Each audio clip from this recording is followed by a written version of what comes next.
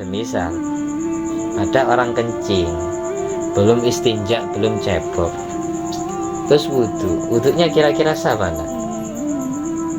Ada orang kencing atau berak, belum istinja, belum cebok, terus melakukan wudhu, kira-kira wudhunya sah enggak? Ya sah, karena tidak ada kaitannya dengan anus wudhunya sah. Terus mensucikan kelamin dari pipis tadi, mensucikan anus dari kotoran, itu toharo ainiyah. Beda toharo secara ain, membersihkan najis, mensucikan najis, itu toharo ainiyah namanya. Kalau toharonya wudhu, itu toharo hukmiyah. Toharonya mandi, toharo hukmiyah. Jadi toharo itu ada dua, bukan hanya najis yang ada dua. Yang kita pahamnya najis itu ada dua, ada najis hukmiyah, ada najis ainiyah. Toharo pun juga ada. Makanya kalau ada orang yang menalar agama pakai logikanya, kan biasanya gitu. Kenapa kok yang salah kelamin, yang salah kelamin, yang salah anus, tapi yang disucikan malah selain anus? Itu orang pertanyaan kayak gitu orang nggak ngerti fikih. Kalau memang dia paham fikih, toharo mensucikan najis kelamin, mensucikan najis di anus, itu ainiyah bukan hukmiyah. Toharonya wudhu itu hukmiyah. Contohnya lagi, mandi atas besar, orang keluar sperma itu mana ya? Kelaminnya. Tapi kenapa kok seluruh tubuh yang dibasuh? Itu namanya toharo hukmiyah. Karena yang merasakan kenikmatan ketika sperma keluar itu seluruh tubuh, sehingga yang dibasuh seluruh tubuh. Itu namanya hukmiyah, yang dihukum seluruh tubuh.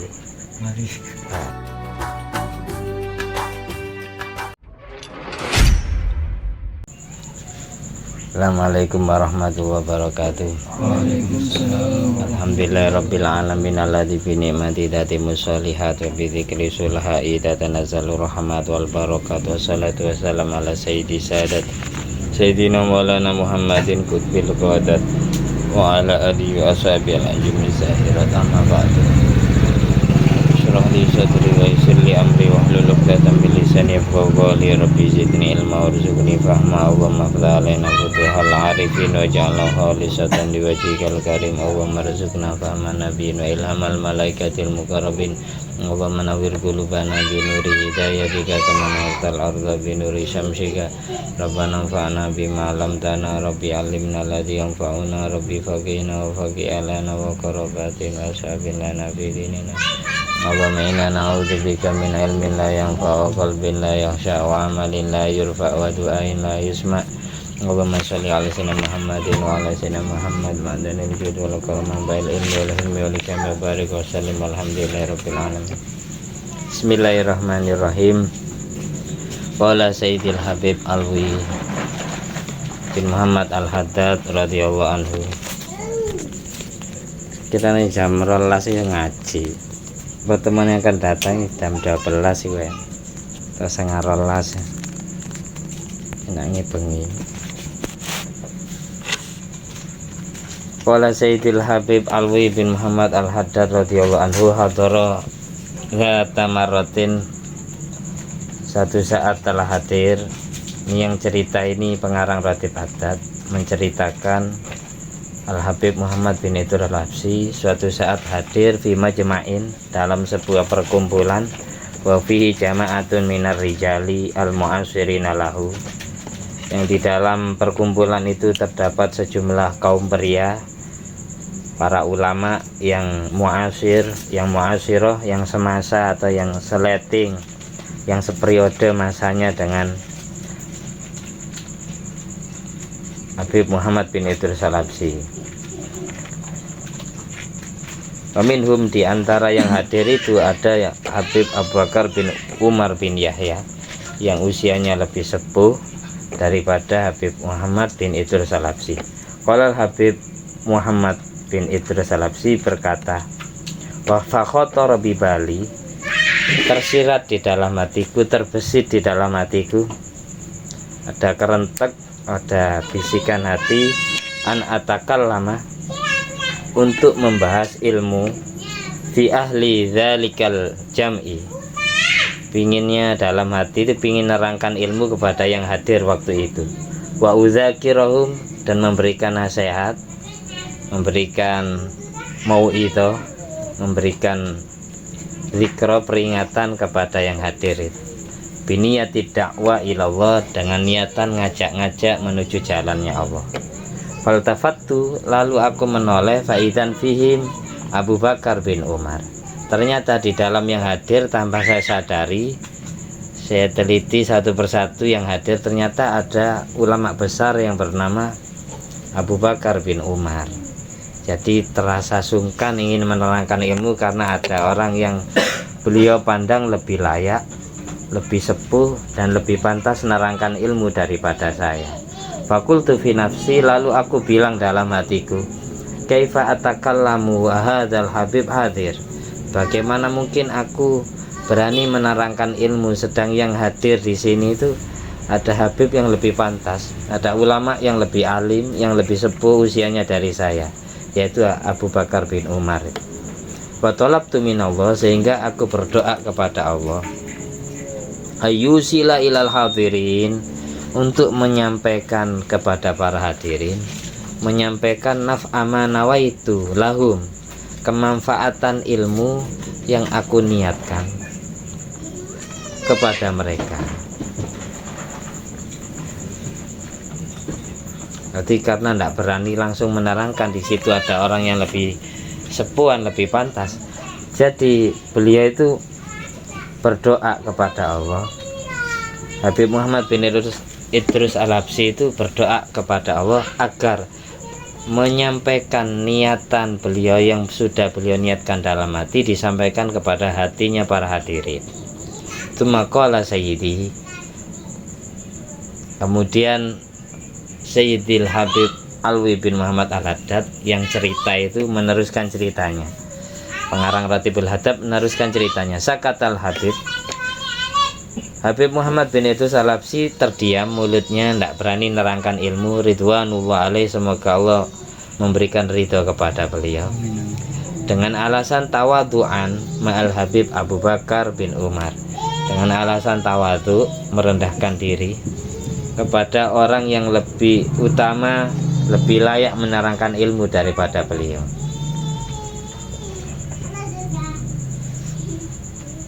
Falaman tahal majma', ketika majelisnya sudah selesai, perkumpulannya sudah selesai, wamadho, dan sudah lewat masanya, iltafatal Habib Abu Bakar ilal Habib Muhammad.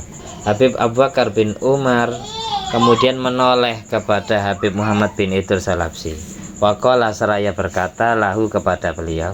Habib Abu Bakar bilang kepada Habib Muhammad bin Idrus Al-Habsyi, ya Muhammad Al-Habsyi, alladzi nawaitahu li ahlil majma' min naf'in wa tadhkirin awsalahu Allah ila qulubihim. Wahai Muhammad bin Idrus Al-Habsyi, semua yang kamu niatkan untuk para hadirin berupa memberikan manfaat ilmu dan memberikan tazkirah, nasihat ilmu, itu sudah Allah sampaikan kepada hati mereka tanpa perlu mulutmu ceramah tadi. Gara-gara kamu jadi langsung dikasih hati, ngerti kerenteke hati itu tadi. Dari saking bersihnya hatinya Habib Abu Bakar bin Umar sampai bisa mukasafah, Allah bukakan hijab mata hatinya, bisa membaca pikiran orang lain, bisa membaca apa yang tersirat di dalam hati orang lain. Dari sini dapat disimpulkan ya, tawadu itu memang ada hadisnya. Namin ahadin tawadu alillah illa rafa'ahullah. Semua orang yang tawadu karena mengharapkan ridha Allah, tawadu kepada orang tua, tawadu kepada guru, tawadu kepada orang yang dia anggap lebih mulia dari dia, karena berharap ridha Allah, tawaduknya karena Allah, maka Allah angkat derajatnya juga. Sehingga pada waktu itu yang dirasakan oleh para hadirin, meskipun si ulama itu tidak ceramah, tapi Allah pahamkan hati mereka kepada ilmu yang akan diceramahkan sebelum disampaikan ke orang. Seperti itu, manfaatnya langsung mengena, langsung tazkironya itu langsung diterima tanpa diceramahkan. Terus yang kedua, begitu bersihnya hati Habib Bakar bin Umar ini sehingga bisa membaca pikiran orang lain. Kalau bukan orang top ya, kalau bukan orang hatinya bercahaya, nggak mungkin bisa membaca pikiran orang. Tapi perlu kita kagumi orang seperti itu. Di dunia ini banyak orang alim, tapi tidak semua orang alim itu hatinya bersih. Orang hatinya bersih itu karena terlatih zikir, karena terlatih membersihkan kotoran hatinya setiap hari. Para wali Allah itu setiap hari membersihkan hatinya dari sifat hasud, iri, sifat ghadab, amarah, sifat suudzon, berburuk sangka kepada orang lain, terus riya, sombong. Nah, itu penyakit-penyakit hati ya. Itu setiap hari dibersihkan dengan istighfar, dengan banyak zikir, sholawat, banyak zikir la ilaha illallah. Lambat laun akan bercahaya. Karena semua maksiat yang dikerjakan manusia itu menutupi hati manusia. Sebagaimana di Al-Quran, bal rona ala qulubihim makanu yaksibun. Semua maksiat yang dikerjakan oleh manusia itu bisa menutupi hati orang yang mengerjakan. Jadi orang itu kalau sudah bermaksiat itu langsung nakatat nuktatun sauda fi qalbihi, titik tinta hitam, titik hitam. Jadi satu maksiat itu langsung hatinya langsung ada bintik hitamnya. Maksiat lagi ada bintik hitamnya satu, maksiat lagi ada bintik hitamnya satu. Kalau tidak segera tobat. Tapi kalau tobat bintik itu hilang, istighfar bintik itu hilang, sedekah bintik itu hilang, sholat sujud kepada bintik itu hilang pelan-pelan. Jadi ibaratkan ini ada asbak ya. Kalau setiap hari kita kasih udesi rokok bujang ya, kita kasih sampah tiap hari satu. Kalau tidak segera dibuang, lambat laun kan full. Hati pun kayak gitu. Ketika hati itu dibiarkan gelap dengan tinta hitam dosa itu, kalau dibiarkan terus menerus, tidak langsung ditobati, ya lambat laun akan gelap. Setelah gelap itu istilahnya roen. Kalau sudah gelap, kalau tambah semakin jadi istilahnya toba, sudah distempel, dicap. Di atasnya toba itu nanti ada kuflun, ikfal, am kulubim akfaluha kan, am ala kulubim akfaluha. Kalau sudah kuflun tingkatannya gembok, kunci wis, susah dapat pintu hidayah. Jadi urutannya roin dulu, hanya tertutup. Kalau semakin jadi semakin tebal itu istilahnya toba. Allah stempel, Allah beri cap.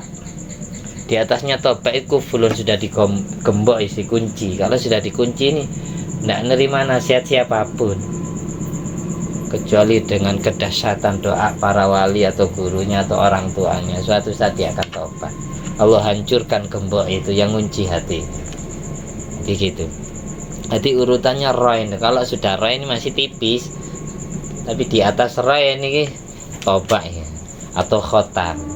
Khotamallahu ala qulubihim wa ala sam'ihim. Ini masih dicap ya. Cuma dicap tok, distempel. Ini berarti agak tebal. Di atasnya lagi nanti kuflun. Kalau sudah kuflun tingkatannya gembok, dikunci sama. Kalau sudah dikunci tidak masuk pintu hidayah, kan segera dibersihkan dengan amal ibadah yang kita bisa. Apa bisanya? Sedekah, istighfar, sholawat, la ilaha illallah, baca Al-Quran. Pokok mencari amal-amalan yang bisa melebur dosa. Kalau di Nihayatu Zen itu ada keterangan 17 amal bisa melebur yukafiru sanatal madiyah wal mustaqbilah, melebur dosa kecil dan dosa besar, dosa yang sudah lalu dan akan datang. Itu diantaranya ya melakukan wudhu dengan sesempurna mungkin, melakukan sunnah-sunnahnya, dibasuh 3 kalian, diusap semuanya kepala. Jadi wudhu itu kenapa kok anggota itu yang Allah tentukan? Wajah, tangan, kepala, kaki ya. Karena anggota itu yang maksiat kepada Allah pertama kali, yang dilakukan oleh manusia pertama yaitu Nabi Adam alaihissalam.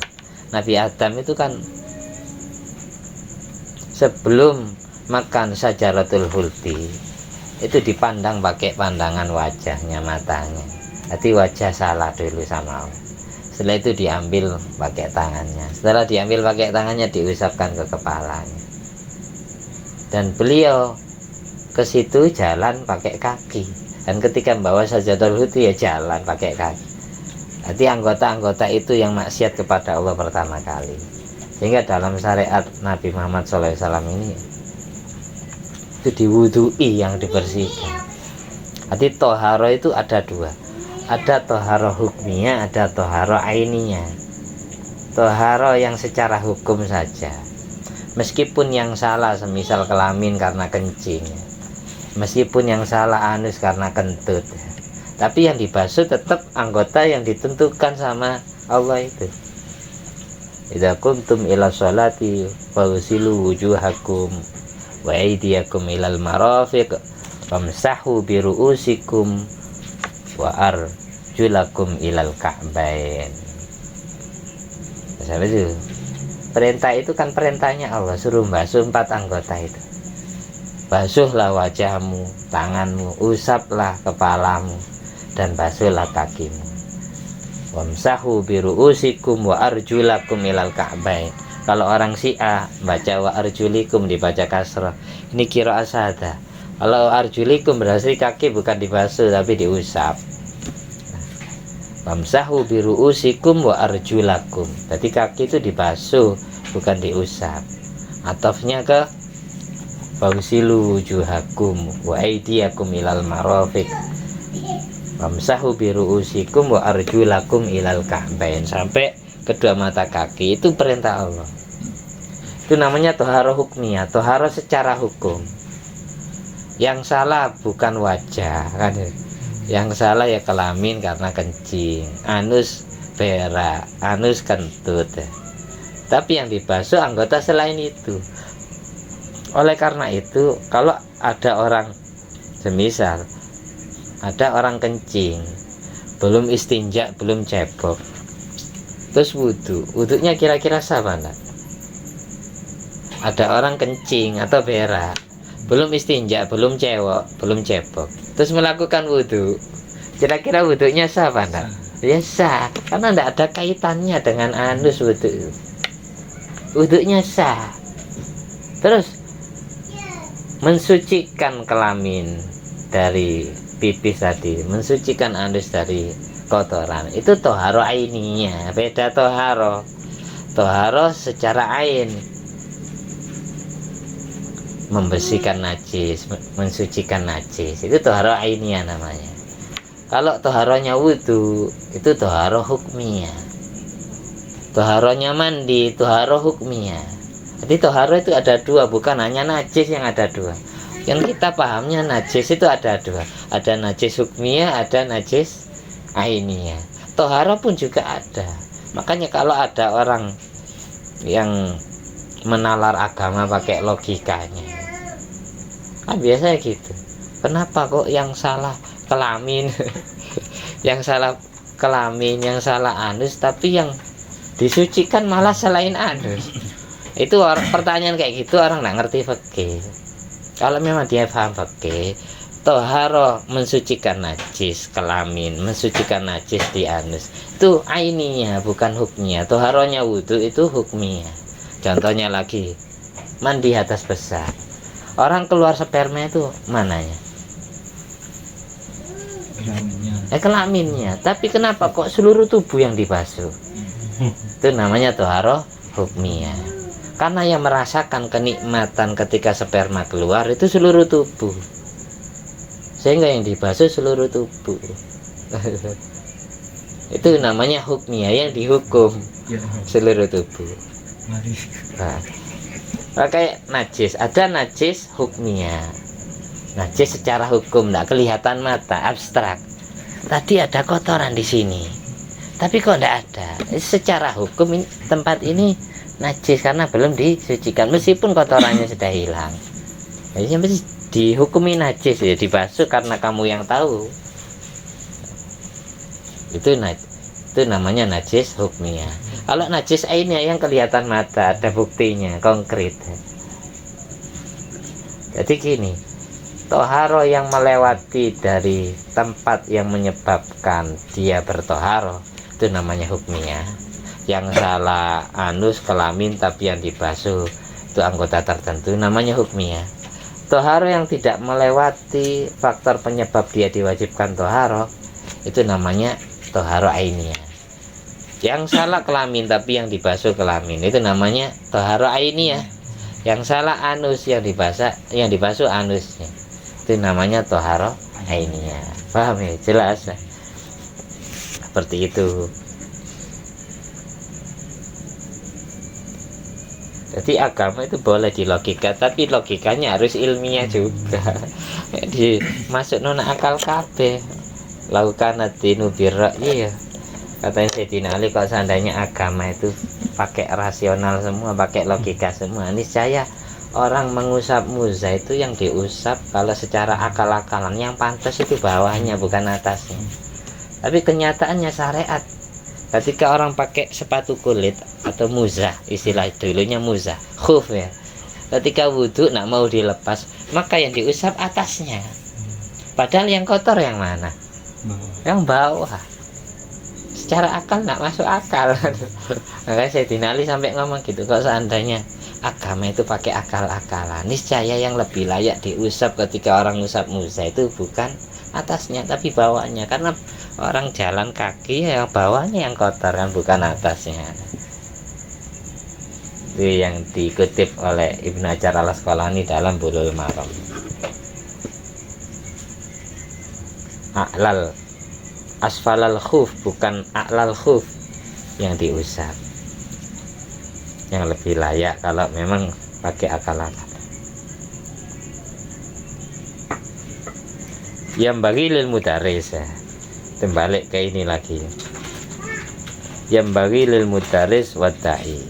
Makanya kalau kita tetap menemukan guru yang dimana guru kita itu orang-orang yang mukasafah, yang hatinya bersih, ya kita ya harus bisa jaga adab zahir batinnya. Jadi jangan sampai suudon, misal beliau itu jadab atau menampakkan melanggar syariatnya, husnudon, karena takut kita salah. Nah, kan nanti bisa jadi terjadi kayak Nabi Musa ke Nabi Khidir gitu, pasti banyak protesnya. Kadang ya dia tidak sadarkan diri melakukan itu karena majidub kan ditarik kepada Allah, sehingga tidak merasa dirinya ada, fana waktu itu. Tapi menurut kita kayak beliau tidak sholat padahal sholat tanpa kita sadar. Tidak pernah sholat Jumat, saya mondok di Sidagiri tidak pernah kelihatan ya Hasani itu sholat Jumat. Saya nututi ya Hasani, tapi santri-santri alumni yang umroh haji ketemu beliau itu Jumatan di Masjidil Haram, dan buktinya bukan satu orang dua orang yang cerita, semua santri, ribuan santri tidak pernah kelihatan Kiai Hasani Jumatan di Sidagiri. Ada rumahnya pas depan masjid. Rumahnya pas depan masjid.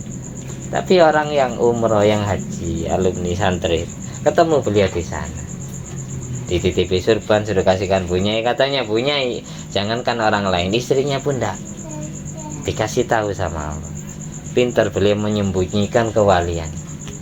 Kamu ketemu Yai Hasan di mana? Di Mekah, punya ini di Yai Hasan ini tip surbannya, suruh kasihkan panjenengan.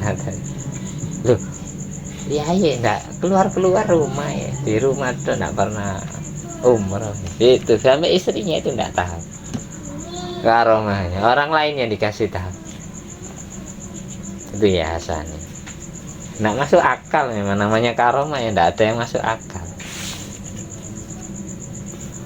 Terus yang ketiga ya terakhir itu kesimpulannya gini, kita ketemu orang yang hatinya bersih kayak yang kita ceritakan tadi itu kita harus iri ya. Kapan aku bisa seperti itu? Kalau orang alim banyak, tapi orang mengamalkan ilmu terus hatinya bersih itu yang jarang. Makanya sampai Imam Ghazali memperumpamakan kalau ada orang alim mengamalkan ilmunya 100%, itu ibaratkan kal yakutil ahmar, seperti yakut merah. Jarang ada, umumnya yakut ya warnanya kuning atau putih ya. Kalau yakut ahmar itu langka. Kelangkaannya, kejarangannya kayak jarangnya orang alim mengamalkan 100% ilmunya. Nah, ketemu orang yang sampai bersih hatinya itu, mengamalkan ilmu, itu kita harus bangga, kagum, dan berdoa kepada Allah, kapan aku bisa seperti itu ya, jadikan aku seperti itu. Kalau dirinya tidak jadi seperti itu, nanti anaknya yang Allah jadikan seperti itu. Biar kita mencintai orang-orang yang hatinya bersih. Kalau orang alim, kita ketemu orang alim ya, kamu doa supaya saya jadi orang alim yang pengamal ilmu, bukan yang hanya ngoleksi ilmu. Dan doa anak cucunya juga dialimkan dan jadi pengamal ilmu. Jadi doanya itu jangan salah. Kayak orang doa, mudah-mudahan saya nyampe Masjidil Haram, nyampe dok katanya selfie, shopping, enggak tahu ibadah. Karena doanya sekedar nyampe. Ya Allah, sampaikan saya di Madinah. Tuh malas ibadah tuh kan. Karena doanya bukan doa ibadah. Ya Allah, izinkanlah saya bisa ibadah di tanah suci. Nah, itu. Nah, kayak gitu. Ada orang pengantin baru. Kita di manten karena umurnya masih muda, akhir terucap dari bibirnya dengan ucapan yang salah tanpa dia sadari. Meskipun tidak doa, aku tidak pingin kesusun dari anak es. Akhirnya sampai 4 tahun dari pengantin baru nak duwe anak, sampai kesalip kanca-kancane sing rabine mari deh. Akhirnya sedih hatinya, karena sudah terlanjur ngucap kayak gitu. Doanya pengantin baru kan mandi lama sampai 7 tahun 5 tahun tidak dikasih, karena terucap. Biasanya mau wedok sering itu terucap dari bibirnya, aku nak pengen kesusun di anak wis oleh si enom si pengen nang seneng sih. Aku sampai nang seneng 10 tahun 4 tahun kasta. Ketika sudah melihat orang-orang yang sepantaran nikahnya ya, pada ngomong anak kepingin repot menungsa itu, karena dia doanya salah. Ngatur pangeran, diatur teman tak gelem, pingin akhirnya pingin dang duwe anak. Oh langsung. Sopo sing nyindir sampean ta? Kan bojone wis meteng. Ndak akeh contohnya kayak gitu. Banyak setelah saya teliti rata-rata doanya yang perempuan. Atau kadang gini, nikahnya adik lebih dahulu dari nikahnya kakak, dengan alasan supaya nasabnya tidak rusak. Terus setelah itu kakaknya nikah menyusul. Aku ndek anak ngenteni mbakku, ngenteni cacakku kae. Lah enak kok anakku tuwek dhisik kok anake cacak rimburi. Yang seharusnya manggil kakak pas manggil enak pantas manggil kakak ke anakku, karena anaknya kakak. Diatur sendiri Allah kayak gitu. Akhirnya sampai mbak duwe anak, ndak duwe anak, karena doanya salah.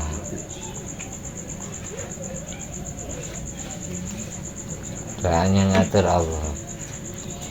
Menurut dia ya terbaik seperti itu, tapi menurut Allah ya ndak apik. Tujuan orang nikah itu biar punya anak. Tujuannya kan gitu, biar punya keturunan. Karena kalau di Quratul Uyun, kalau sampai ada orang nikah punya anak, itu dia ketika hubungan intim baca Bismillahirrahmanirrahim. Setiap nafas yang berhembus dari rongga mulut dan hidung sang anak, sesuai hitungan itu juga malaikat beristighfar untuk orang tuanya. Itu nek hubungan intim tidak lali maca bismillah sampai dikarunia anak beneran.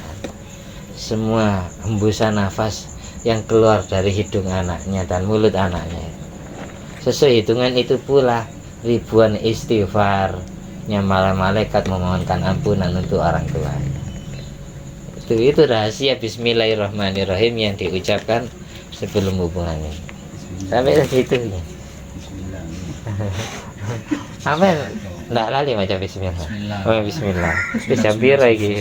Gara-gara kepengen nih. Terakhir yang kelima ini kita baca. Hasilnya pingin oleh sak lembar aku. Yang bagi lil mudaris wadai, alangkah baiknya bagi pengajar, mudaris pengajar, wadai dan pendakwah, orang-orang yang sering ngajak menuju jalannya Allah, ikut syariatnya Rasulullah, sunnahnya Rasulullah. Waman yasma'u kalamahuma, dan orang-orang atau santri-santri yang mendengarkan kalamnya mudaris atau dai, alangkah baiknya ayastahdhiru, mereka semua berusaha menghadirkan hatinya annal mudarrisa wa da'iya hakikatan huwal habibul a'zam sallallahu alaihi wasallam. Hati harus hadir, harus merasa bahwasanya yang ngajar dan yang mengajak itu pada hakikatnya adalah Kanjeng Nabi Muhammad sallallahu alaihi wasallam sendiri. Li'annal ilma kullahu minhu, karena semua ilmu itu diajarkan atau datang dari lesan Nabi Muhammad sallallahu alaihi wasallam pertama kali. Jadi orang ngajar atau orang yang mendengarkan ilmu itu harus merasa seolah-olah dia langsung dengarkan ilmu dari Kanjeng Nabi, seolah-olah Nabi sendiri yang menerangkan ilmu. Jangan merasa diri sendiri yang membaca. Kita hanya pelantara membaca, tapi sejatinya pada hakikatnya Kanjeng Nabi sendiri yang membacakan ke orang-orang. Kalau perasaan hatinya seperti itu, insya Allah ilmunya mengena ke hati audien, masuk ke hatinya. Tapi kalau hanya membaca tapi tidak merasa dibacakan, itu biasanya tidak nyambung. Orang yang mendengarkan dan orang yang menyampaikan ilmunya itu hampa. Jadi kayak orang baca Al-Quran seolah-olah ngobrol dengan Allah, orang zikir seolah-olah berkomunikasi dengan Allah, orang baca sholawat seolah-olah dia langsung mendoakan Rasulullah di depannya, orang uluk salam ya seolah-olah orang yang ada di depannya itu ada hadir yang ketika disalami, kayak gitu. Makanya ada doa Rabbi syrahli sadri wa yassirli amri wahlul uqdatan min lisani yafqahu qawli. Rabbi syrahli sadri, lapangkanlah dadaku, hatiku. Ketika dada sudah Allah isyrah, maka hati pengajar dan hati orang yang mendengarkan ilmu itu Allah bersihkan dari sifat sombong, sifat riya dan semacamnya. Rabbi syrahli sadri wa yassirli amri, gampangkanlah urusanku, menyampaikan ilmu dan menerima ilmu, menimba ilmu, memahami ilmu. Tuwaisirli amri wahlul uqdatan min lisani yafqahu qawli, lepaslah ikatan yang mengikat lidahku, yang membuat aku susah menyampaikan ilmu, agar orang yang mendengarkan ilmu paham kepada apa yang saya sampaikan. Itu harus diminta betul. Ketika kita dikabulkan doanya, maka kita dapat idzni fil ibarah, diizini dalam mengungkapkan ilmu. Ketika orang sudah diizini dalam mengungkapkan ilmu, maka hasil sebuah cahaya yang masuk ke hatinya yang mendengarkan dan lesannya orang yang menyampaikan. Man udzina lahu fit ta'bir hasala lahu tanwir. Orang yang sudah Allah izini mengungkapkan ilmu, yang sudah bercahaya dari lubuk hatinya lewat lidahnya, maka akan masuk cahaya kepada hatinya orang yang mendengarkan ilmu, dari telinga ke hatinya, dari mata ke hatinya, dari lesan ke hatinya, dan seterusnya. Mudah-mudahan bermanfaat. Setiap hari hati kita semua Allah bersihkan dari kotoran hati, sehingga kita jadi hamba Allah yang ikhlas, yang bersih dari kotoran hati, berkat ilmu-ilmu yang kita baca dan berkat doa Nabi Muhammad SAW. Al-hadiniyat wa ala kunyatin sholihah wa ala kulli man wasalafu sholih bijai Nabil Mustafa wal Mujadaba Muhammadin sallallahu alaihi wasallam. Amin. Bismillahirrahmanirrahim. Bismillahirrahmanirrahim. Alhamdulillahirabbil alamin. Arrahmanirrahim. Iyyaka na'budu wa iyyaka nasta'in. Ihdinas siratal mustaqim. Shiratal ladzina an'amta 'alaihim. Alhamdulillah alladzi at'amani hadzal ilma wa razaqani min ghairi haulin minni wala quwwatin. Allahumma sholli ala sayyidina Muhammad wa ala ali sayyidina Muhammad bi fadli subhana rabbika rabbil izzati amma yasifun wa salamun alal mursalin walhamdulillahi rabbil alamin. Wassalamualaikum warahmatullahi wabarakatuh. Waalaikumsalam.